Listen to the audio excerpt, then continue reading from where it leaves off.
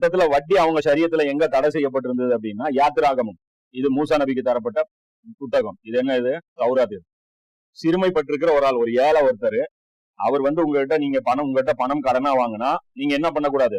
அவங்க இடத்துல வட்டி வாங்க வேண்டாம். நல்லா தெளிவா சொல்றானா? இன்னைக்கு ஒவ்வொரு நாடுகளுக்கும் வட்டிக்கு பணம் கொடுக்குறாங்க. கடன் கொடுத்தா அவங்களை என்ன பண்ணி வச்சிருக்காங்க?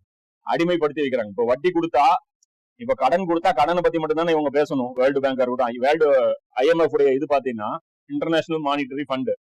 அவங்க ஒரு நாடு பாத்தீங்கன்னா, இப்போ ஒரு நாடு வெளியில இருந்து பொருள் இறக்குமதி பண்ணணும்னு வச்சுக்கோ, டாலர்ல தான் பண்ண முடியும். நம்ம இந்தியாவுடைய கரன்சில வச்சு நம்ம என்ன வாங்க முடியாது?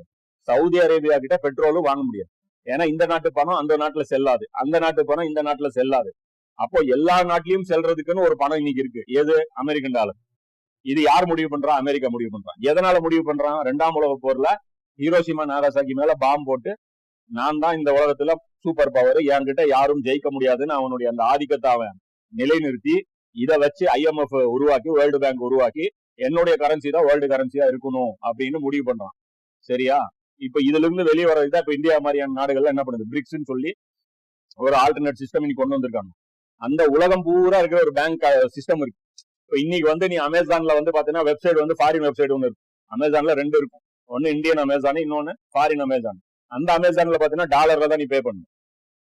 அது ரேட் எல்லாம் பாத்தீங்கன்னா டாலர்ல போட்டிருப்போம். அதே மாதிரி அலிபாபான்னு ஒரு வெப்சைட் இருக்கும், சைனீஸ். அதுல நீ சைனாவுடைய பணத்தை கொடுத்து நீ வாங்க முடியாது. இந்தியாவுடைய கரன்சி கொடுத்து வாங்க முடியாது. டாலரை கொடுத்து தான் அதுல இருந்து நீ என்ன பண்ண முடியும்? பொருள் வாங்க முடியும். அதனால வெளிநாட்டு டிராவல் பண்றவங்க எல்லாரும் என்ன பண்ணுவாங்க? டாலர் கன்வெர்ட் பண்ணி மணி எக்ஸ்சேஞ்சில கொடுத்துட்டு போவாங்க.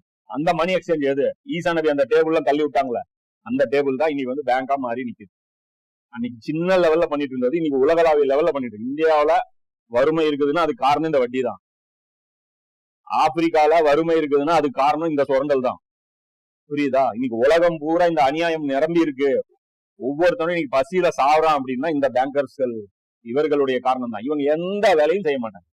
வெறும் பேங்க், இந்த கோல்டு பாத்தீங்கன்னா டெய்லி ரேட்டு பிக்ஸ் பண்ணுவான். எவன் பிக்ஸ் பண்ணுவான்? அமெரிக்கன் டாலர் இன்னைக்கு ரேட் ஏறிச்சுன்னா கோல்டு ரேட் ஏற்றி விட்டுருவோம்.